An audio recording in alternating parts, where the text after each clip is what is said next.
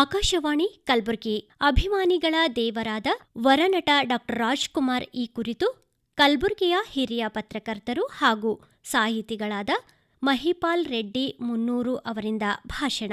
ಕನ್ನಡ ಚಿತ್ರರಂಗದ ಧ್ರುವತಾರೆ ಎಂದೇ ಹೆಸರಾದ ಪ್ರಸಿದ್ಧ ನಟ, ಗಾಯಕರಾದ ಡಾ ರಾಜ್ಕುಮಾರ್ ಅವರು ಜನಿಸಿದ್ದು 1929 ಏಪ್ರಿಲ್ 24ರಂದು. ಸುಮಾರು 5 ದಶಕಗಳಲ್ಲಿನ ಚಿತ್ರರಂಗದ ಬದುಕಿನಲ್ಲಿ 200ಕ್ಕೂ ಹೆಚ್ಚು ಚಿತ್ರಗಳಲ್ಲಿ ನಟಿಸಿರುವ ಡಾ ರಾಜ್ ಅವರು ಕರ್ನಾಟಕದ ಅತ್ಯಂತ ಜನಪ್ರಿಯ ವ್ಯಕ್ತಿಗಳಲ್ಲಿ ಪ್ರಮುಖರು. ಕೇವಲ ನಟರಾಗಿ ಉಳಿಯದೆ ಹಿನ್ನೆಲೆ ಗಾಯಕರಾಗಿಯೂ ಸಹ ಅವರು ಹೆಸರು ಮಾಡಿದ್ದರು. ಅವರನ್ನ ಸಾಂಸ್ಕೃತಿಕ ಐಕಾನ್ ಎಂದೇ ಪರಿಗಣಿಸಲಾಗಿದೆ. ನಟ ಸಾರ್ವಭೌಮ ಎಂಬ ಬಿರುದು ಮತ್ತು ಮೈಸೂರು ವಿಶ್ವವಿದ್ಯಾಲಯದಿಂದ ಗೌರವ ಡಾಕ್ಟರೇಟ್ ಪದವಿಯನ್ನು ಪಡೆದಿದ್ದ ಹಾಗೂ ಹಂಪಿ ವಿಶ್ವವಿದ್ಯಾಲಯದಿಂದ ನಾಡೋಜ ಪದವಿಯನ್ನೂ ಪಡೆದಿದ್ದರು. ಭಾರತ ಸರ್ಕಾರದಿಂದ ಪ್ರತಿಷ್ಠಿತ ಪದ್ಮಭೂಷಣ ಪ್ರಶಸ್ತಿ ಮತ್ತು ಚಿತ್ರರಂಗದಲ್ಲಿನ ಜೀವಮಾನದ ಸಾಧನೆಗಾಗಿ ದಾದಾ ಸಾಹೇಬ್ ಫಾಲ್ಕೆ ಪ್ರಶಸ್ತಿಗಳು ಸಹ ಅವರಿಗೆ ಲಭಿಸಿವೆ. ಕರ್ನಾಟಕ ಸರ್ಕಾರದಿಂದ ಕರ್ನಾಟಕ ರತ್ನ ಎಂದು ಪುರಸ್ಕೃತರಾದಂಥವರು. ಹಿನ್ನೆಲೆ ಗಾಯನಕ್ಕಾಗಿ ರಾಷ್ಟ್ರೀಯ ಪ್ರಶಸ್ತಿಯನ್ನು ಗೆದ್ದ ಏಕೈಕ ನಾಯಕ ನಟ ಅವರು ಕೆಂಟುಕಿ ಕರ್ನಲ್ ಪ್ರಶಸ್ತಿಯನ್ನು ಪಡೆದ ಏಕೈಕ ಭಾರತೀಯ ನಟ. ಇದು United States Commonwealth of Kentucky ನೀಡುವ ಅತ್ಯುನ್ನತ ಗೌರವ. ವೈಯಕ್ತಿಕವಾಗಿ ಮತ್ತು ವೃತ್ತಿಪರವಾಗಿ ಅವರ ಅತ್ಯಂತ ಶಿಸ್ತುಬದ್ಧ ಮತ್ತು ಸರಳ ಜೀವನ ಶೈಲಿಗೆ ಹೆಸರುವಾಸಿಯಾಗಿದ್ದರು. ಯೋಗ, ಪ್ರಾಣಾಯಾಮ ಮತ್ತು ಕರ್ನಾಟಕ ಸಂಗೀತ ಪ್ರದರ್ಶಕರೂ ಆಗಿದ್ದರು. 24ನೇ ವಯಸ್ಸಿನಲ್ಲಿ ಡಾ ರಾಜ್ಕುಮಾರ್ ಅವರು ತಮ್ಮ 14 ವರ್ಷದ ಸೋದರ ಸಂಬಂಧಿ ಪಾರ್ವತಮ್ಮ ಅವರನ್ನ ಜೂನ್ 25, 1953ರಲ್ಲಿ ನಂಜನಗೂಡಿನಲ್ಲಿ ವಿವಾಹವಾಗುತ್ತಾರೆ. ಪಾರ್ವತಮ್ಮ ಅವರ ಜನನದ ನಂತರ ಅವರ ತಂದೆ ಮಾಡಿಕೊಂಡ ನಿಶ್ಚಿತಾರ್ಥದ ಪ್ರಕಾರ ಇದು ನಡೆಯುತ್ತದೆ. ಅವರಿಗೆ 5 ಜನ ಮಕ್ಕಳು: ಶಿವಣ್ಣ, ರಾಘವೇಂದ್ರ, ಪುನೀತ್ ಹಾಗೂ ಪುತ್ರಿಯರಾದ ಲಕ್ಷ್ಮಿ ಮತ್ತು ಪೂರ್ಣಿಮಾ. ಮದ್ರಾಸ್ನಲ್ಲಿ 24 ಮಕ್ಕಳನ್ನು ಒಳಗೊಂಡಂಥ ಜಂಟಿ ಕುಟುಂಬವನ್ನು ತನ್ನ ಮದುವೆಯ ನಂತರ ರಾಜ್ಕುಮಾರ್ ಅವರು ಹಲವಾರು ಚಲನಚಿತ್ರ ಕೊಡುಗೆಗಳು ಬರಲು ಪ್ರಾರಂಭಿಸಿದ ನಂತರ ಅವರ ಕುಟುಂಬ 1972ರಲ್ಲಿ ಬೆಂಗಳೂರಿಗೆ ಸ್ಥಳಾಂತರಗೊಂಡಿತು. ಬೇಡರ ಕಣ್ಣಪ್ಪ ಚಿತ್ರದಲ್ಲಿ ನಾಯಕನಾಗಿ ನಟಿಸುವ ಮುನ್ನ ಡಾ ರಾಜ್ಕುಮಾರ್ ಅವರ ಹೆಸರು ಮುತ್ತುರಾಜ್ ಎಂದಿತ್ತು. ಮುತ್ತುರಾಜನ ತಂದೆ ಸಿಂಗಾನಲ್ಲೂರು ಪುಟ್ಟಸ್ವಾಮಯ್ಯನವರು, ಅಂದರೆ 1930ರಿಂದ 1950ರ ಕಾಲಘಟ್ಟದಲ್ಲಿ ಕನ್ನಡ ರಂಗಭೂಮಿಯ ದೊಡ್ಡ ಹೆಸರು. ರೌದ್ರ ಪಾತ್ರಗಳಿಗೆ ಹೆಸರಾಗಿದ್ದ ಪುಟ್ಟಸ್ವಾಮಯ್ಯನವರು ಗುಬ್ಬಿ ಕಂಪನಿಯಲ್ಲಿ ಕಲಾವಿದರಾಗಿದ್ದರು. ಬಡತನದಿಂದಾಗಿ ಮುತ್ತುರಾಜ್ ವಿದ್ಯಾಭ್ಯಾಸ 4ನೇ ತರಗತಿಗೆ ಮಾತ್ರ ನಿಂತಿತ್ತು.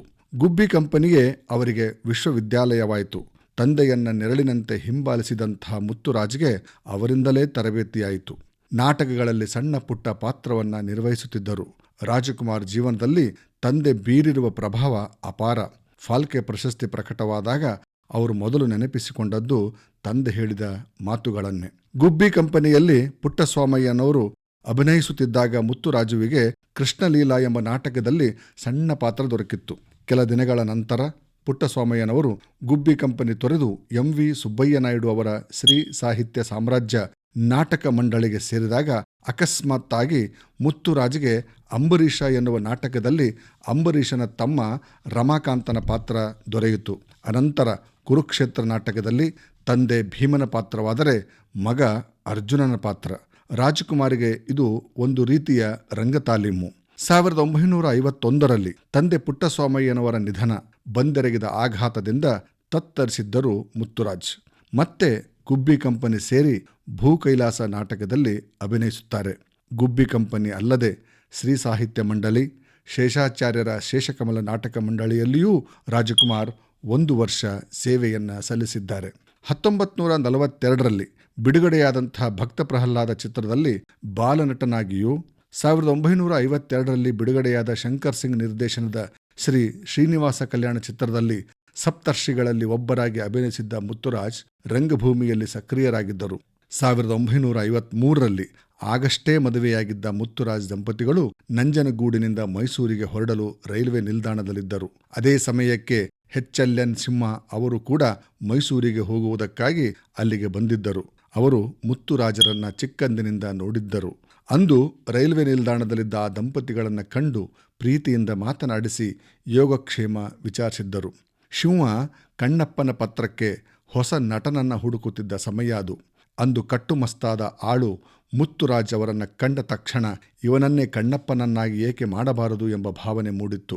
ಮುತ್ತುರಾಜ್ ಬಳಿ ವಿಳಾಸವನ್ನು ಪಡೆದು ದಂಪತಿಗಳಿಗೆ ಶುಭ ಕೋರಿ ಸಿಂಹ ಬೀಳ್ಕೊಟ್ಟಿದ್ದರು. ಮೇಲಿನ ಘಟನೆ ನಡೆದ ಕೆಲ ದಿನಗಳಲ್ಲಿ ಮೈಸೂರಿನ ಟೌನ್ ಹಾಲ್ನಲ್ಲಿ ಬೇಡರ ಕಣ್ಣಪ್ಪ ನಾಟಕ ಪ್ರದರ್ಶನವಿತ್ತು. ಅದರಲ್ಲಿ ಮುತ್ತುರಾಜ್ ಕಣ್ಣಪ್ಪನ ಪಾತ್ರವಹಿಸುತ್ತಾರೆ ಎಂದು ಸಿಂಹ ಅವರಿಗೆ ತಿಳಿದಿತ್ತು. ಆ ದಿನ ಅರ್ಧ ಗಂಟೆ ನಾಟಕ ನೋಡಿ ಮುತ್ತುರಾಜ್ ಅವರ ತನ್ಮಯತೆಯ ಅಭಿನಯ ಕಂಡು ಸಿಂಹ ಸಂತೋಷಪಟ್ಟಿದ್ದರು. ಗುಬ್ಬಿ ಕರ್ನಾಟಕ ಫಿಲ್ಮ್ಸ್ ನಿರ್ಮಿಸುತ್ತಿದ್ದ ಬೇಡರ ಕಣ್ಣಪ್ಪ ಚಿತ್ರದಲ್ಲಿನ ಕಣ್ಣಪ್ಪನ ಪಾತ್ರಕ್ಕೆ ಈತನೇ ಸರಿಯಾದ ವ್ಯಕ್ತಿ ಎಂದುಕೊಂಡು ನಿರ್ಮಾಪಕ AVM ಚೆಟ್ಟಿಯಾರ್ ಅವರನ್ನು ಸಂಪರ್ಕಿಸಿ ಆ ಚಿತ್ರದ ಸಹ ನಿರ್ಮಾಪಕರಾಗಿದ್ದ ಗುಬ್ಬಿ ವೀರಣ್ಣನವರಿಗೆ ಈ ವಿಷಯ ತಿಳಿಸಿ ಅವರನ್ನು ಒಪ್ಪಿಸಿದ್ದಾರೆ. ನಂತರ ಮುತ್ತುರಾಜ್, GV ಅಯ್ಯರ್ ಹಾಗೂ ನರಸಿಂಹರಾಜು ಇವರನ್ನ ಒಳಗೊಂಡಂಥ ಸ್ಕ್ರೀನ್ ಟೆಸ್ಟ್ಗೆ ಮದ್ರಾಸಿಗೆ ಬರುವುದಕ್ಕಾಗಿ ಆಹ್ವಾನಿಸುತ್ತಾರೆ. ನಿರ್ದೇಶಕ HLN ಸಿಂಹ ಅವರಿಂದ ಮುತ್ತುರಾಜ್ಗೆ ರಾಜಕುಮಾರ್ ಎಂಬ ಹೊಸ ಹೆಸರಿನ ನಾಮಕರಣವಾಗುತ್ತದೆ. ರಾಜಕುಮಾರ್ ಬೇಡರ ಕಣ್ಣಪ್ಪ ಚಿತ್ರದ ನಾಯಕನಾಗಿ ಅಭಿನಯಿಸುತ್ತಾರೆ. ಚಿತ್ರವು 1954ರ ಮೇ ತಿಂಗಳಲ್ಲಿ ಆಗಿನ ಮೈಸೂರು ರಾಜ್ಯದಲ್ಲಿ ಎಲ್ಲೆಡೆ ಬಿಡುಗಡೆಗೊಳ್ಳುತ್ತದೆ. ಬೇಡರ ಕಣ್ಣಪ್ಪ ಚಿತ್ರ ರಾಷ್ಟ್ರ ಪ್ರಶಸ್ತಿ ಪಡೆದ ಪ್ರಥಮ ಚಿತ್ರವಾಗಿ ಕನ್ನಡ ಚಿತ್ರರಂಗದಲ್ಲಿಯೇ ಒಂದು ಮೈಲಿಗಲ್ಲಾಗುತ್ತದೆ. ಮದ್ರಾಸು ಸ್ಕ್ರೀನ್ ಟೆಸ್ಟ್ ನೋಡಿದ ನಿರ್ಮಾಪಕ AVM ಚೆಟ್ಟಿಯಾರ್ ಅವರು HLN ಸಿಂಹ ಅವರ ಬಳಿ ಹೋಗಿ ಈ ಉದ್ದ ಮೂಗಿನ ಮತ್ತು ಹಲ್ಲು ಉಬ್ಬು ಇರುವವರನ್ನು ಹಾಕಿಕೊಂಡು ಏನು ಚಿತ್ರ ಮಾಡುತ್ತೀಯಾ ಎಂದು ಕೇಳಿದ್ದರಂತೆ. ಆದರೆ ಸಿಂಹ ಅವರು ನಿರ್ಮಾಪಕ ಅವರಿಗೆ ಇವರೇ ಸರಿಯಾದ ವ್ಯಕ್ತಿಗಳು ಎಂದು ಹೇಳಿ ಒಪ್ಪಿಸಿದ್ದರಂತೆ. ಬೇಡರ ಕಣ್ಣಪ್ಪ ಚಿತ್ರದಿಂದ ನಾಯಕ ನಟನಾಗಿ ಅಭಿನಯಿಸಲು ಪ್ರಾರಂಭಿಸಿದ್ದ ರಾಜಕುಮಾರ್ ಅವರು ಭಕ್ತ ವಿಜಯ, ಹರಿಭಕ್ತ, ಓಹಿಲೇಶ್ವರ, ಭೂಕೈಲಾಸ, ಭಕ್ತ ಕನಕದಾಸ, ನವಕೋಟಿ ನಾರಾಯಣ ಮುಂತಾದ ಭಕ್ತಿ ಪ್ರಧಾನ ಚಿತ್ರಗಳಲ್ಲಿ ಅಭಿನಯಿಸುತ್ತಾರೆ. 200 ಚಿತ್ರಗಳಲ್ಲಿ ನಾಯಕನಾಗಿ ಅಭಿನಯಿಸಿದ ಕನ್ನಡದ ಏಕೈಕ ಕಲಾವಿದರು. 1960ರ ದಶಕದಲ್ಲಿ ಕಣ್ತೆರೆದು ನೋಡು, ಗಾಳಿಗೋಪುರ, ನಂದಾದೀಪ, ಸಾಕುಮಗಳು, ನಾಂದಿ ಮುಂತಾದ ಸಾಮಾಜಿಕ ಚಿತ್ರಗಳಲ್ಲಿಯೂ ಹಾಗೂ ರಣಧೀರ ಕಂಠೀರವ, ಕಿತ್ತೂರು ಚೆನ್ನಮ್ಮ, ಇಮ್ಮಡಿ ಪುಲಕೇಶಿ, ಶ್ರೀಕೃಷ್ಣ ದೇವರಾಯ ಮುಂತಾದ ಐತಿಹಾಸಿಕ ಚಿತ್ರಗಳು ರಾಜ್ ಅಭಿನಯದಲ್ಲಿ ತೆರೆಕಂಡವು. 1966ರಲ್ಲಿ ಬಿಡುಗಡೆಯಾದ ಸಂಗೀತ ಪ್ರಧಾನ ಸಂಧ್ಯಾರಾಗ ಚಿತ್ರದಲ್ಲಿ ಶಾಸ್ತ್ರೀಯ ಸಂಗೀತಗಾರರಾಗಿ ನಟಿಸಿದ ರಾಜ್ ಅವರ ಅಭಿನಯಕ್ಕೆ ಭಾರತದ ಹೆಸರಾಂತ ಶಾಸ್ತ್ರೀಯ ಗಾಯಕರಾದ ಡಾ. ಬಾಲಮುರಳೀಕೃಷ್ಣ ಹಾಗೂ ಪಂಡಿತ್ ಭೀಮ್ಸೇನ್ ಜೋಶಿ ಅವರು ಹಾಡಿದ್ದಾರೆ. ಇದೇ ವರ್ಷ ತೆರೆಕಂಡ ಮಂತ್ರಾಲಯ ಮಹಾತ್ಮೆ ಚಿತ್ರದಲ್ಲಿ ರಾಜಕುಮಾರ್ ಶ್ರೀ ರಾಘವೇಂದ್ರ ಸ್ವಾಮಿಗಳ ಪಾತ್ರದಲ್ಲಿ ನಟಿಸಿದ್ದು, ಈ ಚಿತ್ರದಲ್ಲಿ ಅಭಿನಯ ತಮ್ಮ ಚಿತ್ರ ಬದುಕಿನ ಮಿಕ್ಕೆಲ್ಲ ಚಿತ್ರಗಳಿಗಿಂತ ಹೆಚ್ಚು ತೃಪ್ತಿಕರ ಕೊಟ್ಟಿದೆ ಎಂದು ಹಲವಾರು ಸಂದರ್ಶನಗಳಲ್ಲಿ ಅವರು ನೆನಪಿಸಿದ್ದುಂಟು. 1968ರಲ್ಲಿ ಬಿಡುಗಡೆಯಾದ ಜೇಡರ ಬಲೆ ಎಂಬ ಚಿತ್ರದ ಮೂಲಕ ಜೇಮ್ಸ್ ಬಾಂಡ್ ಮಾದರಿಯ ಗೂಢಾಚಾರಿ ಪಾತ್ರವನ್ನು ಆಧರಿಸಿದ ಚಿತ್ರ ಸರಣಿಗೆ ಅವರು ನಾಂದಿ ಹಾಡಿದರು. ಈ ಸರಣಿಯಲ್ಲಿ ಪ್ರಕಾಶ್ ಎಂಬ ಏಜೆಂಟ್ ಹೆಸರಿನಲ್ಲಿ ಅಭಿನಯಿಸುತ್ತಾರೆ. ಈ ಸರಣಿಯಲ್ಲಿನ ಇತರ ಚಿತ್ರಗಳು ಆಪರೇಷನ್ ಜಾಕ್ಪಾಟ್, CID 99, ಗೋವಾದಲ್ಲಿ CID 99, ಆಪರೇಷನ್ ಡೈಮಂಡ್ ರಾಕೆಟ್ ಹೀಗೆ ಅನೇಕ ಚಿತ್ರಗಳಲ್ಲಿ ಡಾ. ರಾಜ್ ಅಭಿನಯಿಸಿದ್ದಾರೆ. ರಾಜಕುಮಾರ್ ಅವರ 100ನೇ ಚಿತ್ರವಾದ ಭಾಗ್ಯದ ಬಾಗಿಲು 1968ರಲ್ಲಿ ತೆರೆಕಂಡಿತು. ಇದೇ ಸಂದರ್ಭದಲ್ಲಿ ಇವರಿಗೆ ನಟ ಸಾರ್ವಭೌಮ ಎಂಬ ಬಿರುದನ್ನು ನೀಡಿ ಗೌರವಿಸಲಾಯಿತು. ಅಷ್ಟೇ ಅಲ್ಲ, ಅದೇ ಹೆಸರಿನ ಚಲನಚಿತ್ರವೂ ಕೂಡ ತಯಾರಾಗಿತ್ತು. ಈ ಚಿತ್ರವು ರಾಜಕುಮಾರ್ ಅವರ ಹಿಂದಿನ 100 ಚಿತ್ರಗಳ ತುಣುಕು ದೃಶ್ಯಗಳನ್ನು ಜೊತೆಗೂಡಿಸಿ ತಯಾರಿಸಿದ ಯೋಜನೆಯೊಂದಿಗೆ ಪ್ರಾರಂಭವಾದರೂ ಸ್ಥಳಾವಕಾಶದ ಕೊರತೆಯಿಂದ ಕೆಲವು ಚಿತ್ರಗಳ ತುಣುಕುಗಳನ್ನು ಕೈಬಿಡಲಾಗಿತ್ತು. 1971ರಲ್ಲಿ ಬಿಡುಗಡೆಯಾದ ಕಸ್ತೂರಿ ನಿವಾಸ ಮತ್ತು ಸಾಕ್ಷಾತ್ಕಾರ ಚಿತ್ರಗಳು ರಾಜ್ಕುಮಾರ್ ಅವರ ಜನಪ್ರಿಯ ಚಿತ್ರಗಳಲ್ಲಿ ಮುಖ್ಯವಾದವು. ಈ ಚಿತ್ರಗಳಲ್ಲಿನ ಆಡಿಸಿ ನೋಡು, ಬೀಳಿಸಿ ನೋಡು, ಉರುಳಿ ಹೋಗೋದು ಹಾಗೂ ಒಲವೇ ಜೀವನ ಸಾಕ್ಷಾತ್ಕಾರದ ಹಾಡುಗಳು ಜನಮನದಲ್ಲಿ ವಿಶೇಷವಾದಂಥ ಸ್ಥಾನ ಪಡೆದ ಗೀತೆಗಳಾಗಿವೆ. ರಾಜಕುಮಾರ್ ಅವರನ್ನ ಖ್ಯಾತಿಯ ಉತ್ತುಂಗಕ್ಕೇರಿಸಿದ ಚಿತ್ರ 1971ರಲ್ಲಿ ತೆರೆಕಂಡ ಬಂಗಾರದ ಮನುಷ್ಯ. ಚಿತ್ರಮಂದಿರದಲ್ಲಿ ಸತತವಾಗಿ 2 ವರ್ಷಕ್ಕೂ ಹೆಚ್ಚಿನ ಅವಧಿಯ ಪ್ರದರ್ಶನಗೊಂಡಂತಹ ಈ ಚಿತ್ರ ಹೊಸ ದಾಖಲೆಯನ್ನ ನಿರ್ಮಿಸಿತ್ತು. ಈ ದಾಖಲೆ ಕನ್ನಡ ಚಿತ್ರರಂಗದಲ್ಲಿ ಇಂದಿಗೂ ಅಚ್ಚಳಿಯದೆ ನಿಂತಿದೆ. ಈ ಚಿತ್ರದಲ್ಲಿನ ರಾಜ್ ಅಭಿನಯದ ರಾಜೀವಪ್ಪ ಎಂಬ ಪಾತ್ರವು ಕನ್ನಡ ಚಿತ್ರರಂಗದಲ್ಲಿನ ಅತ್ಯಂತ ಖ್ಯಾತ ಪಾತ್ರಗಳಲ್ಲಿ ಒಂದಾಗಿ ಹೆಸರು ಪಡೆದಿತ್ತು. ರಾಜಕುಮಾರ್ ಅವರ 150ನೇ ಚಿತ್ರ 1973ರಲ್ಲಿ ತೆರೆಕಂಡ ಗಂಧದ ಗುಡಿ. ರಾಜಕುಮಾರ್ ಅರಣ್ಯಾಧಿಕಾರಿಯ ಪಾತ್ರದಲ್ಲಿ ನಟಿಸಿದ ಈ ಚಿತ್ರದಲ್ಲಿ ಕನ್ನಡ ಚಿತ್ರರಂಗದ ಮತ್ತೊಬ್ಬ ಖ್ಯಾತ ನಟರಾದ ವಿಷ್ಣುವರ್ಧನ್ ಅವರೂ ಕೂಡ ಅಭಿನಯಿಸಿದ್ದಾರೆ. 1974ರಲ್ಲಿ ತೆರೆಕಂಡ ಭಕ್ತ ಕುಂಬಾರ ಚಿತ್ರದಲ್ಲಿನ ರಾಜ್ಕುಮಾರ್ ಅವರ ಅಭಿನಯ ಮನೋಜ್ಞ ಮತ್ತು ಅತ್ಯಂತ ಭಾವಪೂರ್ಣ ಎಂದು ವಿಮರ್ಶಕರ ಅಭಿಪ್ರಾಯವಾಗಿತ್ತು. ಇದೇ ವರ್ಷ ತೆರೆಕಂಡ ಸಂಪತ್ತಿಗೆ ಸವಾಲ್ ಚಿತ್ರದ ಯಾರೇ ಕೂಗಾಡಲಿ ಊರೇ ಹೋರಾಡಲಿ ಎಂಬ ಹಾಡಿನ ಮೂಲಕ ರಾಜ್ಕುಮಾರ್ ಹಿನ್ನೆಲೆ ಗಾಯಕರಾಗಿ ತಮ್ಮ ಮುಂದಿನ ಎಲ್ಲ ಚಿತ್ರಗಳಲ್ಲೂ ಕೂಡ ಅವರು ಹಾಡುವುದಕ್ಕೆ ಆರಂಭಿಸುತ್ತಾರೆ. 1975ರಲ್ಲಿ ಬಿಡುಗಡೆಯಾದ ಮಯೂರ ಚಲನಚಿತ್ರವು ಕನ್ನಡದ ಪ್ರಥಮ ದೊರೆ ಕದಂಬರ ಮಯೂರವರ್ಮನ ಆಧರಿಸಿದೆ. ಈ ಚಿತ್ರದಲ್ಲಿರುವ ನಾನಿರುವುದೇ ನಿಮಗಾಗಿ ನಾಡಿರುವುದೇ ನಮಗಾಗಿ ಎಂಬ ಗೀತೆಯು ರಾಜ್ಕುಮಾರ್ ಗಾಯನದಲ್ಲಿನ ಅತ್ಯಂತ ಜನಪ್ರಿಯ ಗೀತೆಗಳಲ್ಲೊಂದು.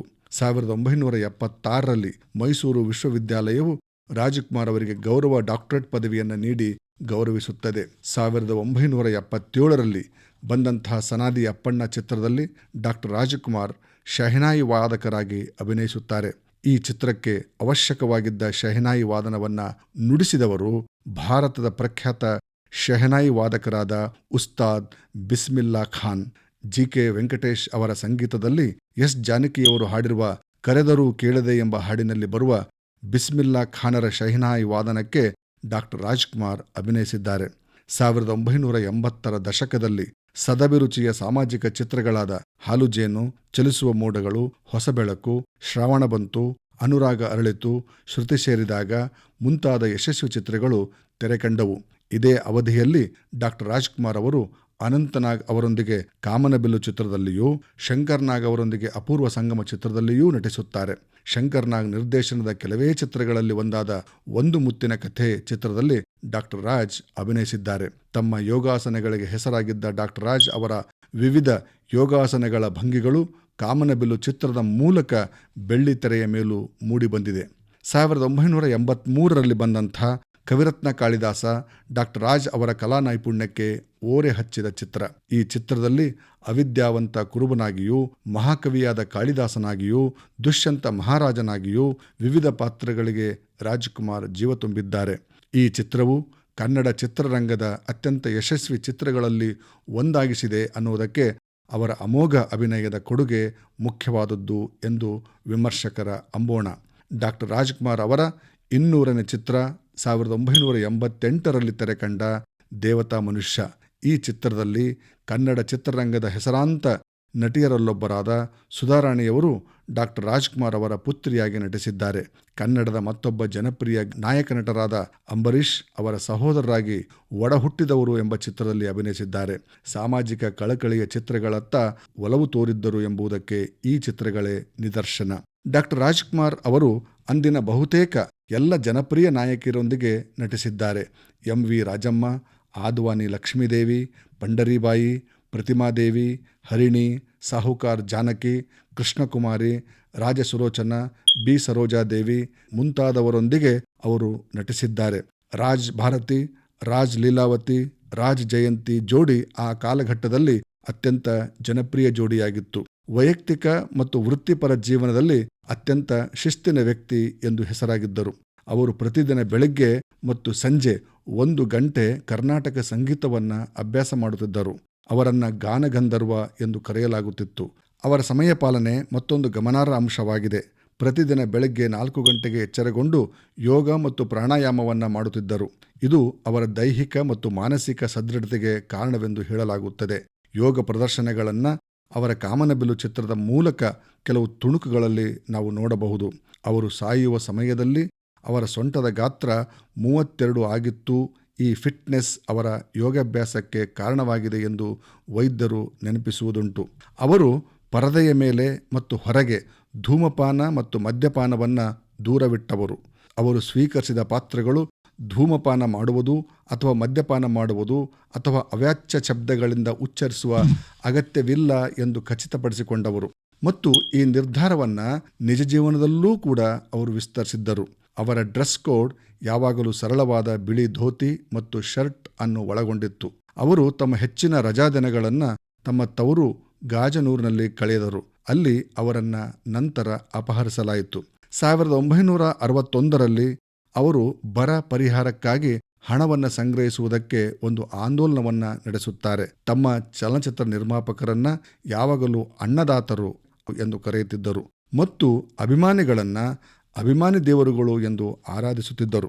ರಾಜ್ಕುಮಾರ್ ಅವರು ಕನ್ನಡಕ್ಕೆ ಪ್ರಾಮುಖ್ಯತೆಯನ್ನು ಪಡೆಯುವ ಉದ್ದೇಶವನ್ನು ನಿರಂತರವಾಗಿ ಪ್ರತಿಪಾದಿಸುತ್ತಾ ಬಂದಿದ್ದಾರೆ.